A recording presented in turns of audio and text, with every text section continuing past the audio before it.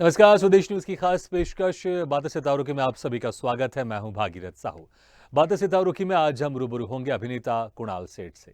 कुणाल सेठ का जन्म मुंबई में हुआ। कॉलेज के समय से ही कुणाल सेठ ने रंगमंच शुरू कर दिया था। फिर ईटीवी के गुजराती चैनल में गुजराती सीरियल से टीवी जगत में कदम रखा। इसके बाद हिंदी सीरियल कैसा ये इश्क है, चंद्रकांत चिपलूनकर, सीडी बम्बा वाले, वो तेरी भाभी ये पगले, तारक मेहता का उल्टा चश्मा, भाकरवाड़ी, मैडम सर समेत कई सीरियल में अहम भूमिका निभाई है।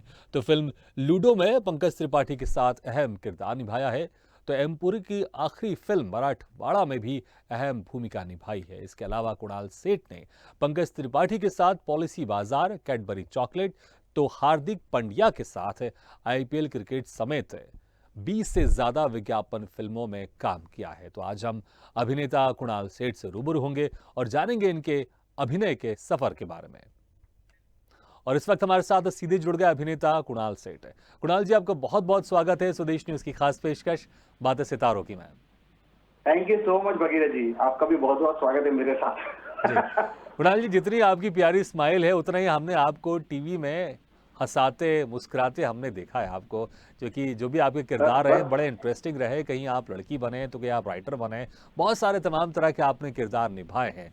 तो हम ये जानना चाहेंगे सबसे पहले कि जो इन किरदार निभाने का जो सिलसिला शुरू हुआ था, आखिर जहन में आपके कब सबसे पहले आया कि मुझे एक्टर बनना है? क्या स्कूल में, कॉलेज में, या फिर ऐसी शौक के तौर पर आपने रंगमंच शुरू किया था और फिर धीरे धीरे ये आप आगे बढ़ते गए और आज आप इतने अच्छे एक्टर बन गए आप इंडस्ट्री में? जी, ये शुरुआत हुई एक्चुअली बचपन से। मैं स्ट्रीट प्लेस करता था, उसमें मैं कभी चार्ली चैपलिन बन जाता था, कभी मैं कोई चोर बन जाता था, कभी मैं कोई एक्टर बन जाता था। कभी सोचा नहीं था कि मैं एक्टर बनूंगा। हाँ। लेकिन 2001 में ऐसा हुआ कि मेरी मदर ने कहा कि भाई दुनिया आगे बढ़ रही है, तू कुछ अलग करके आगे बढ़। हाँ। हालांकि जब मैं एक इंजीनियरिंग का मैं कर रहा था, मैं डिप्लोमेटिक हूँ, इंजीनियर में मैंने डिप्लोमा किया है जी। तो मैंने सोचा कुछ अलग करने की कोशिश क्यों ना की है। तो मैंने एक थिएटर ज्वाइन किया था, उसका नाम है भारतीय नाट्य शिक्षा पीठ। उसमें 10 महीने का एक कोर्स होता है, वो मैंने शुरू किया और फिर 2 महीने वहां पे ग्रेस पीरियड मिलता है आपको काम करने के लिए। वहां पे बहुत ही अच्छे प्रोफेसर हैं, मिस्टर इनायत काजी, हुसैनी दबावाला, धर्मेंद्र गोहिल, मिस्टर स्वर्गीय हमारे कमलेश मोहता जी। इन सभी ने हमें एक्टिंग सिखाने की बहुत कोशिश की। हमने बहुत शुरू भी किया वहां से।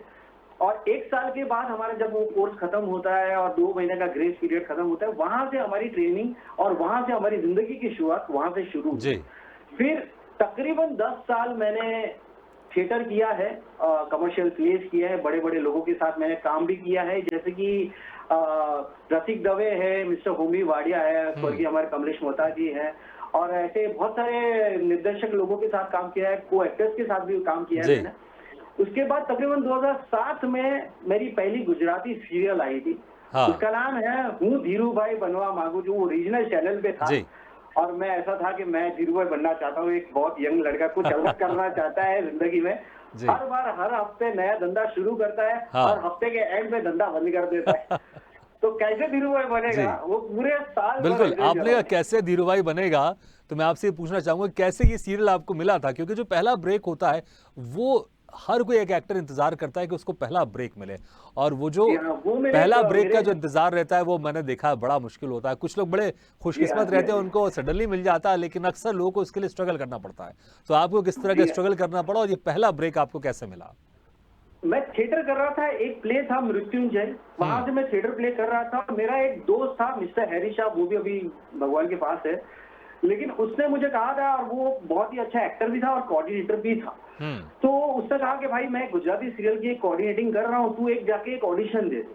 तो मैंने एक ऑडिशन दिया था, गुजराती सीरियल का था, और मैंने ऑडिशन दे दिया और वहां से मुझे मिला जरूर। तो मिलने के बाद जब हम लोग का शूटिंग था, वो बहुत ही मजेदार था, क्योंकि वो पूरी सीरियल का वो एक गाना था, मारे साथ समंदर फरवा छे, कई કેટલાય रुपया बनावा छे, कई કેટલાય बंगला बनावा छे। सो वहां पे ऐसा था कि शूटिंग करना था और हमें गोरिल्ला शूट करना था। जी। तो सुबह 6 बजे हम लोग गेटवे ऑफ इंडिया गए थे और पूरे शाम। अच्छा, गोरिल्ला शूट का आपने जिक्र किया, मतलब कि दर्शकों को पता नहीं चले और आप शूट कर लें चुपके से, इसको गोरिल्ला शूट कहते हैं। दर्शकों को पता नहीं चले, गोरिल्ला शूट इसी के कहते हैं। मतलब भीड़ में जाके आप ओपन एरिया में जाते हैं, वहां शूट करते हैं चुपके से, कहीं कैमरा छुपा के रखते हैं, तो गोरिल्ला शूट ये है। जी हाँ, गोरिल्ला शूट किया था। तो शूट पहला जो सीक्वेंस था वो था बोट के ऊपर। तो मैं बोट के ऊपर सुबह 6 बजे ऐसे नाच रहा हूँ, हमारे साथ समुंदर भरवा है और पीछे कैमरा लगा हुआ था, सामने गेट ऑफ इंडिया के वहां पे कैमरा लगा हुआ था जी। और पुलिस आ गई। अरे और पुलिस ने आते ही इन लोग ने देखा पुलिस आ गए, ये लोग भाग गए और मैं अकेला नाच रहा हूँ। और जैसे ही बोट नजदीक आई पुलिस ने मेरे को धर लिया। पुलिस ने उन्होंने बोला भाई कि तू ये क्या कर पागल रहा था?" कौन है ये और नाच ये नाच क्यों रहा है? तो सुबह सुबह 6 बजे इतना कौन नाचता है? जी। तो मैंने बोला कि अभी एक्टर हूँ तो दिमाग में ऑन द स्पॉट वो इम्प्रोवाइजेशन आ गया। मैं बोला सर मैं एलिफेंटा रहता हूँ और मैं मुंबई पहली बार आ रहा हूँ और मैं नाच रहा हूँ। अच्छा, तो आपने मेरे को बताया देख के नहीं कि मैं एक्टिंग कर रहा हूँ, हमारी शूटिंग चल नहीं रही नहीं है। नहीं, क्या बात अच्छी है। बात है उसमें चेहरे पे कोई मेकअप नहीं था हाँ, बहुत और ऐसे ही बढ़िया। कपड़े पहने थे। जब पहली बार आदमी आता है तो कैसे कपड़े पहनते हैं, एकदम बैग लेके और आता है, अरे मैं मुंबई जा रहा जी हूँ। जी जी जी। तो वहां से मेरा शुरुआत नहीं हुई नहीं एक नहीं नहीं, सीरियल पहले से इसको आप शुरुआत। इसको कंप्लीट कीजिए, फिर कैसे बचे आप? क्या पुलिस ने आसानी से छोड़ दिया?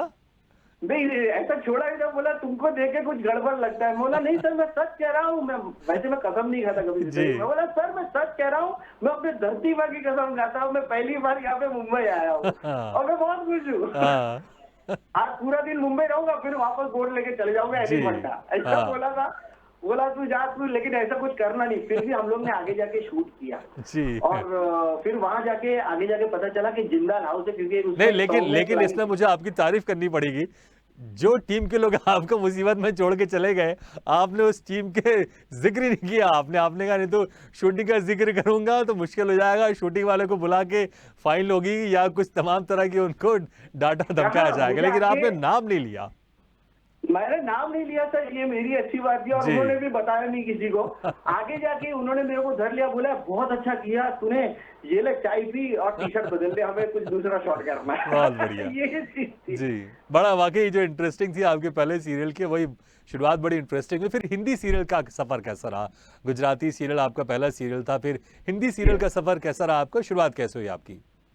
हिंदी सीरियल में मेरा तकरीबन 2012 में मैंने शुरुआत की। हाँ। मैंने सोच लिया था कि अब थिएटर को मैं थोड़ा सा गैप दे देता हूँ जी। और 2012 से मैंने हिंदी शुरुआत की, हिंदी सीरियल्स की शुरुआत की। और मेरी पहली जो सीरियल थी वो थी कैसा ये इश्क है, हाँ। हरियाणवी शो था वो। तो वहां से मेरी हिंदी सीरियल की शुरुआत हुई। हाँ। मुझे बताया गया था मेरे कास्टिंग में कि भाई ये तकरीबन सिर्फ 2 महीने का ट्रैक है, जी। उसके बाद पता नहीं क्या होगा। लेकिन जैसे ही आगे आगे बढ़ा और हाँ। एक बार ऐसा था कि मैं हीरो को मुझे डांटना था, तो डांटना मेरा बहुत ही अच्छा हो गया। तो जो चैनल के जो क्रिएटिव थे वो सेट पे आए और उन्होंने कहा कि भाई तू वही है ना जग्गी जो है? बोला हाँ सर। बोला यार कॉन्ग्रेचुलेशन, हमारे शो का आज 100वां एपिसोड है और तेरे साथ एक काम करते हैं, तेरा ये कैरेक्टर कंटिन्यू करते क्या हैं। बात तो है। तकरीबन मैंने 1.5 से 2 साल वो शो किया। बहुत बढ़िया, बहुत बढ़िया। अच्छा, उसके बाद वो तेरी भाभी है पगले भी आपने जी। किया, अली असगर के साथ किया आपने, और इसमें थोड़ा जो मुन्ना भाई वो सर्किट वाला कुछ किरदार था, आपने उसमें एक सर्किट का कुछ किरदार निभाया था आपने। तो ये कैसा हाँ एक्सपीरियंस था? क्योंकि अली असगर वो भी बहुत अच्छे अभिनेता हैं, तो कैसा जी। एक्सपीरियंस था? और एक किरदार जो आपको पता है कि वो किरदार भले पूरी तरह से आप उसको नहीं निभा रहे ना, आप सर्किट बने हुए, लेकिन कहीं ना कहीं उससे वो इम्प्रेस्ड किरदार है, तो कुछ आपने क्या कुछ कॉपी करने की कोशिश की थी या कुछ अपना कैरेक्टर कुछ अलग तरह से आपने निभाया था?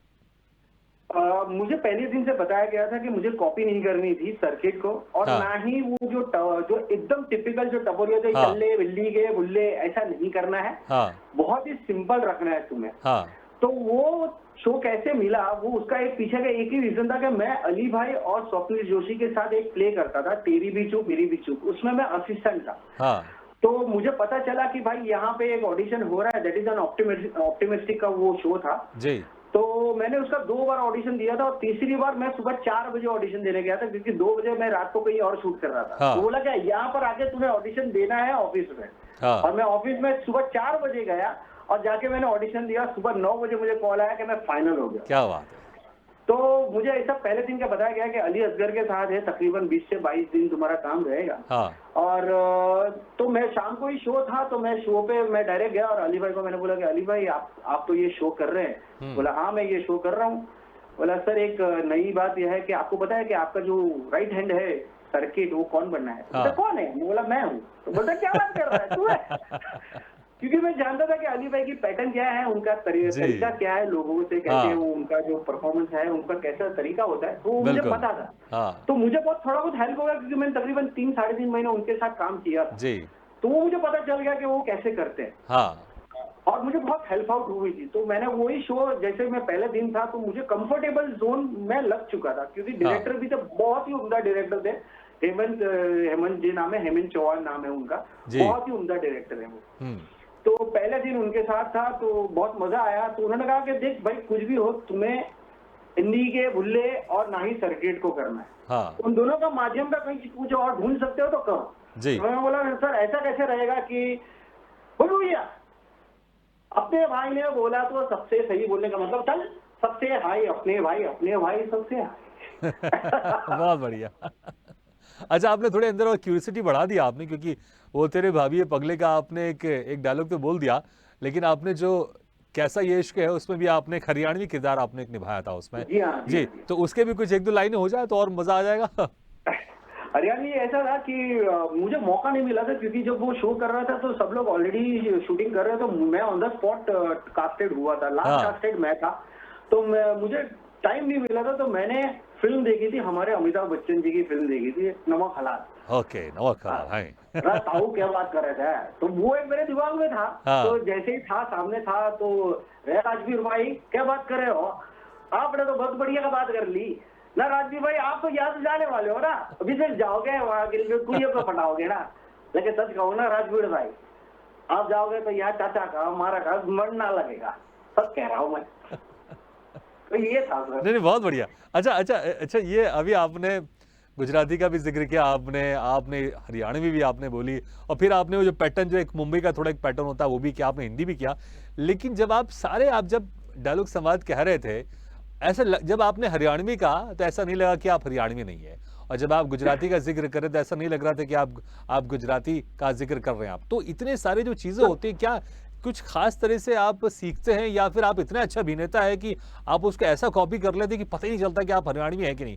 क्या कुछ प्रोसेस अपनाते हैं आप इतना खूबसूरत संवाद बोलने में कि पता नहीं चलता कि आप हरियाणवी नहीं है, लेकिन आप हरियाणवी बोल रहे हैं बड़े खूबसूरत तरीके से? जी, जी, जी, जी।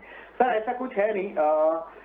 थिएटर का यही एक बहुत ही मजेदार किस्सा है कि आपको एक वक्त मिलता है हाँ, किरदार निभाने के लिए, आपको एक छोटा सा वक्त मिलता है और आपको ऑब्जर्व करना रहता है। जी, ओके, तो ऑब्जर्वेशन हमें पहला चीज वही सिखाया जाता है कि आप किसी को भी देखो, किसी की भी बात सुनो तो ऑब्जर्व करो उसे। हाँ, और बोली जो होती है वो देखी नहीं होती, वो सुनी जाती है। हुँ, तो आप जितना सुनोगे उतना आप पकड़ पाओगे चीजों को। जी, ओके, तो उस वक्त मेरे पास वक्त बहुत कम था हरियाणवी सीखने के लिए, तो मैंने तुरंत ही जैसे मैंने बताया कि वो फिल्म कर ली मैंने। हाँ, फिल्म देख ली मैंने, तकरीबन 2 बार फिल्म देख ली। जी, तो मुझे वो टोरेशन ही पकड़ना होता है। हाँ, और सर अब आप जब आप फिल्म इंडस्ट्री में काम करते हैं हुँ, तो आपके पास वक्त बहुत कम मिलता है कुछ बिल्कुल, चीजों को लेकर। हाँ, तो आपको तुरंत ही अपना दिमाग इतना तेज दौड़ाना पड़ता है कि नहीं यार मुझे करना है तो यही करना है, जी, और ये नहीं करना है फिर भी ये करना है, बिल्कुल। You know.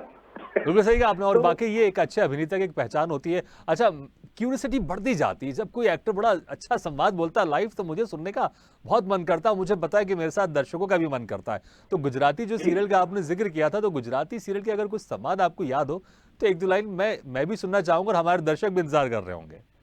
सर सीरियल का तो ऐसा है कि गुजराती सीरियल तो ऐसे बहुत बार हुए क्योंकि मैं खुद ही गुजराती हूँ। जी, लेकिन गुजराती तो मैं याद नहीं है वो सीरियल का हाँ, नहीं तो तो मुझे ठीक है, याद नहीं आप अपनी तरफ से कोई भी ऐसा संवाद जो हिंदी में आपको याद है वो गुजराती में बोल दीजिए। तो हिंदी वाला है जो थिएटर वाला था वो मैं बोल दूंगा। वो प्लीज। थोड़ा सा इमोशनल था हाँ, कि भरतहरि ने कहा है ये विश्व एक रंगशाला है और हम सब उसके नट नटी अपने अपने पात्र को जीवन देकर अपना अपना खेल खेलकर हमें चले जाना है। कोई नहीं रोकता, कोई किसी को रोक नहीं सकता। कभी कभी हमें कई अंक इस रंगभूमि पर अकेले ही खेलने पड़ते हैं। नायक नायिका स्त्री पुरुष हर पात्र को स्वयं ही जीना पड़ता है। तब लगता है वो अर्धनारीश्वर का रूप व्यक्ति में सजीव हो गया है और उसी सजीव रूप को लेकर नट नटी दिन रात की रोशनी में सांसों के लय पर अपने अंतिम लक्ष्य की ओर बढ़ते जाते हैं।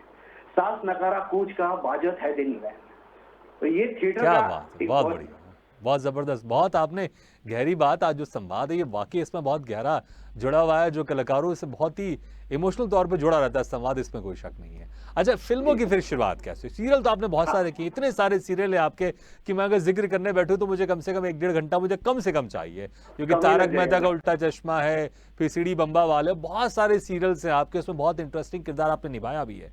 और कुछ सीरियल ऐसे हैं जिसमें आपने लड़की भी बने, आप औरत भी बने, आप हम तस्वीर दिखा रहे हैं, हम तस्वीर दिखा रहे हैं कि इसमें सर आप ये औरत भी बहुत बने, मेरी लड़की भी बातें बने। पगले का है। हाँ जी। और ये जो दूसरी जो तस्वीर आप दिखा रहे हैं सर, ये है मेरी हानिकारक बीवी। उसमें ऐसा था कि जो हीरो था जी। वो बनारसी पूरा वो एक बैकग्राउंड था, तो वहां पे ऐसा दिखाया था कि उसकी शादी हो रही है हीरो की। हाँ। ओके, दूसरी शादी हो रही, तो मुझे उसकी माँ बनना था। तो हाँ। जो दूसरा जो मुस्लिम कैरेक्टर था वो मुझे तकरीबन मैं 1.5 महीने तक मैं लड़की के रूप में धारण करके आ रहा था। और वो लड़की के रूप तकरीबन मैंने वो कपड़े पहना था, मैंने 1.5 महीने तक वो कॉस्ट्यूम पहन के रखा था अंदर, वो शूटिंग के टाइम।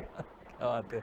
अच्छा और उसके, सारे लोगों को अच्छा लगता अच्छा था कि अच्छा, मैं लड़की हूँ। हाँ हालांकि सब टेक्नीशियन को लगता था, बोलता ये कौन सी लड़की है, अरे ये कौन सी लड़की आ गई हमारे सेट में। और जब मैं बात कर क्या बे क्या घूर रहा है, वो तो अरे यार आप तो चंदू भाई हो यार, आप तो वही हो। बोले ये कौन सी लड़की क्या बन के बात घूर है। रहे हो। अच्छा, एक आध लाइन कुछ याद अगर आपकी हो तो सुनना चाहेंगे, और जब लड़की के किरदार में आप कैसे बोलते हो? जी हाँ, जी हाँ। प्लीज। उसमें ऐसा था कि पहले वो सीरियल में लड़की का आवाज तो मैं जरूर निकालूंगा, जी। लेकिन उस सीरियल में जो भोजपुरी लाइन थी वो ऐसी थी, काब है चंदू का दोस्त तो क्या तुमका सीटी मारना नहीं आता है, हम तुमका हीरो समझते हो, तुम तो टेंडे निकले है शनिवार आते ससुर का नाती। वाह क्या बात है। देखिए आपका और भोजपुरी लड़की स्टाइल जो भी आपने बोलता था देख लिया, कि और ऐसे लग रहा है कि आप भोजपुरी हैं आप। नहीं नहीं सर, वो ऐसे ही बहुत बस करते जबरदस्त। करते आ जाता था। जी। अब वो जो फीमेल वाला आप जो कुछ लाइन कह रहे थे आप। हाँ। हाँ, फीमेल वाली लाइन ऐसी थी कि हाँ जी बताइए, आप कुछ कहना चाहते हैं? आज इस फॉर्म में आई, अब फरमाइए आप क्या कहना चाहते हैं हमारे साथ? देखिए आप हमारे साथ बस इस बदतमीजी से बात नहीं कर सकते हैं, हम अखिलेश की माँ हैं, माँ है, माँ है। क्या बात है। अगर गुजराती में या किसी दूसरे भाषा में ड्रीम गर्ल बने तो मुझे लगता है आप सबसे बेस्ट, आप उसमें आप हीरो का किरदार निभा सकते हैं आप। हाँ।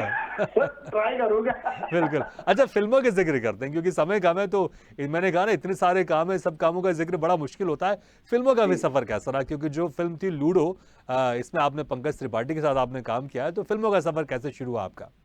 जी हाँ, मेरा एक दोस्त है हर्षद सोलंकी, उसने मुझे एक बार बताया था कि यहाँ पे एक बॉम्बे कास्टिंग करके एक वर्सोवा में है, वहाँ पे एक कास्टिंग चल रही है, तो वहाँ जाके ऑडिशन देते, क्योंकि मेरा जो लुक था वो भाकरवड़ी का लुक था जी। और तो वहाँ जाके मैंने ऑडिशन दिया और उनको पसंद आया। तो दूसरे दिन मुझे कॉल आ गया कि भाई यहाँ पे आपको ऑफिस में जाना है और ऑडिशन देना है। हाँ। तो मैं पहला ऑडिशन दिया और उन्होंने ऑडिशन मेरा मोबाइल पे लिया था। हाँ। और मोबाइल में लेने के बाद उन्होंने पूरा ऑडिशन देने के बाद पूरा दादा को दे दिया, अनुराग दादा को भेज दिया। हाँ। तो दादा को अनुराग दादा मतलब अनुराग कश्यप की बात कर रहे हैं आप? हाँ, उसको फाइनल कर लो। मैं फाइनल हो गया और बोला कि भाई कुणाल तकरीबन 16 दिन का काम है, आप कर लो। बोला हाँ। ठीक है, मजेदार है। कास्टिंग वाले जो थे उन्होंने बताया बहुत ही अच्छे हैं कास्टिंग वाले। हाँ। तो मेरा कास्ट हो गया, मैं उस फिल्म में कास्ट हो गया और कास्ट हुआ, लेकिन बोला था कि 16 दिन का था, लेकिन तकरीबन 1 साल तक हमारी शूटिंग थी। क्या बात है। क्योंकि दादा है और दादा को कोई चीज अगर पसंद नहीं आती तो दादा पूरा रीशूट कराते हैं। हाँ। और हम तो करते थे नॉट बिकॉज कि हमारे दिन बढ़ रहे हाँ। बट दादा के साथ काम कर रहे हैं, अनुराग बासु जी के साथ काम कर रहे हैं हम जी। ये बहुत बड़ी बात है। और बड़ी स्टार कास्ट थी, Okay. अभिषेक जी थे, सानिया मल्होत्रा है, हाँ। फिर राजकुमार राव थे, फिर पंकज जी थे। तो ऐसे बहुत सारे बड़े बड़े कलाकार हैं उसमें और मुझे हमें काम करने का मौका मिला। तो मैं पंकज जी के साथ था, तो जब पहली बार सेट पे आया पंकज जी के सामने, तो पंकज जी आए सेट पे और वो हॉस्पिटल का सीक्वेंस है, तो पंकज जी ने मेरे को देखा, मैंने पंकज जी को देखा और उन्होंने तुरंत ही दादा को बोला, सर ये किसको ले लिया? बोला सर ऐसा मत बोलो, दादा को लगेगा किस बंदे को लिया, खराब बंदा है ये। बोला नहीं नहीं सर, हम लोग ने साथ में एक ऐड किया है इसीलिए बोल रहा हूँ कि इसको ले लिया, बहुत अच्छा एक्टर है। और दादा ने बोला क्या बात कर रहा है, तुम दोनों ने साथ में काम किया? बोला हाँ। तो बोले दिखा दिखा दिखा वो ऐड दिखा। तो वो थी पॉलिसी बाजार की ऐड थी, जो मैंने, पंकज जी और टिस्का चोपड़ा जी थे, वो ऐड में हम तीनों थे। तो दादा ने देखी और दादा ने पहले मुझे पीछे रखा था, फिर दादा ने पूरी ऐड देखने के बाद बोलते तू आ जा वापस इधर आ जा, पंकज के बगल में खड़ा रहे। और वहां से पंकज जी के साथ वो पूरा सीक्वेंस शुरू। क्या बात है, बहुत बढ़िया। अब पूरे साल भर में पंकज जी के साथ काम किया, दादा के साथ काम किया। Is a wonderful person. बिल्कुल। अच्छा, जो फिल्म मराठवाड़ा है इसमें भी आपको ओमपुरी जी के साथ काम करने का मौका मिला, और ओमपुरी जी की ये आखिरी फिल्म थी। हाँ, तो ये फिल्म मुझे मिली थी, उनके जो डायरेक्टर है मिस्टर भाविन बाड़िया, जो मुझे थिएटर साल से जानते हैं, और उन्होंने कहा था कि एक ऑडिशन है, तू आके देखे जा। हालांकि उन्होंने बताया नहीं था कि वो इस फिल्म के डायरेक्टर है। हाँ। मैं जाके देकर आया ऑडिशन, मैंने उनको जाके नीचे मिला, बोला सर मैंने ऑडिशन दे दिया। बोलता है हाँ लेकिन तू यहाँ पे खड़ा मत। बोला क्यों? बोलता मैं इस फिल्म का डायरेक्टर हूँ। बोला अरे सर आप मुझे इस फिल्म का डायरेक्टर है? बोला हाँ तू देख लिया, मैंने देख लूंगा और तू जा घर जा। हाँ। तकरीबन 4 या 5 दिन के बाद मैं वो फिल्म कर रहा था, और ओम पुरी जी के साथ ऐसा हो गया कि जी मैं कर रहा था वो फिल्म, और तभी पहला दिन का जो मुहूर्त शॉट था वो मैंने कुछ और कैरेक्टर में दिया, तो उसमें दूसरा कैरेक्टर भी है हाँ। जो मेरे दोस्त ने निभाया, मैं वो कैरेक्टर कर रहा था। बस प्रॉब्लम ऐसा हो गया कि 8 या 9 दिन के बाद तकरीबन मुझे कॉल आया कि भाई तू एक काम कर, ये रोल में शिफ्ट हो जा। बोला क्यों, क्या हुआ? बोलता है ये जो लड़का है वो ये फिल्म नहीं कर रहा है, तुझे हम कास्ट किसी और को कर रहे हैं। हाँ। और ऑन द स्पॉट रात के रात में चेंज हो गया। मैं ड्राइविंग सीखने लगा, और बाद में दूसरे दिन पहले दिन जब मैं ड्राइव कर रहा था हाँ। तो छोटी गाड़ी थी, लेकिन जब मैं सेट पे पहुंचा तो बड़ी एक्सयूवी थी। तो मैंने सर को बोला सर मैं इतनी बड़ी गाड़ी नहीं चलाऊंगा। तो सर ने बोला देख भाई चलानी है तो तुझे चलानी है, नहीं चलानी है तो भी तुझे ही चलानी है, अब तू शूटिंग कर ले। तो मैं बैठ गया गाड़ी में, और पहले दिन था ओम पुरी जी के साथ पीछे बैठे थे जी। तो मैंने सर को बोला, ओम सर बैठे थे और शॉट लेने वाले थे। शॉट के पहले मैंने बोला 1 मिनट सर, 1 मिनट। मैं शॉट के पीछे मुड़ा, सर बैठे थे, ओम सर बैठे थे। मैंने उनको हाथ जोड़ के बोला सर मैं कोई बड़ा ड्राइवर नहीं हूँ, पहली बार इतनी बड़ी गाड़ी चला रहा हूँ। सर ने सुना और देखने के बाद मुंडी बाहर निकाली, बोलता अरे ये किसको गाड़ी पे बिठा दिया, अरे कौन है ये? बोला सर मैं आपका शॉट नहीं बिगाड़ूंगा, 1 टेक में शॉट दे दूंगा। और वो पहला दिन का शॉट था। फिर पूरी फिल्म हमने साथ में की। दादा ओम सर इतने खुश हुए जी। हालांकि पूरी फिल्म जो 50% की जो फिल्म थी वो मैं गाड़ी चला रहा था, और मैंने गाड़ी में सिर्फ उनको सुना, हाँ। क्योंकि वो पीछे बैठते थे जी। और यहाँ पे मिरर भी नहीं था, ताकि जो डायरेक्टर को जानते थे कि मैं बार बार उनको देखूंगा और मैं साथ में लाइव बोलूंगा नहीं, तो उन्होंने मिरर निकाल दिया। तो मैं पूरा मेरे ओम सर को सुना है जी। और ये थिएटर में बोला जाता है कि आप सुनो भी सही। बिल्कुल बिल्कुल सही कहा। तो मैंने पीछे मुड़ के पूरी 50% ऑफ द फिल्म मैं उनको पीछे सुन रहा। बिल्कुल जी। अच्छा, और 3 बड़े सीन उनके साथ थे। बिल्कुल। तो उन्हीं जो सीन आपने उनके साथ किए, बहुत सारे सीन किए, कोई अगर एक आध लाइन आपको याद हो इस फिल्म मराठवाड़ा की तो जरूर सुनना चाहेंगे। जी हाँ, उसमें ऐसा था कि एक कॉल आता था मुझे, मेरी मदर से कॉल आता था, और मैं इसमें महाराष्ट्र कैरेक्टर कर रहा था जी। तो मराठी तो मुझे आती थी, तो मराठी में ऐसी लाइन थी, मुझे मेरी आई का फोन आता था, आई बोलती थी तू काय करतोस रे तिथे?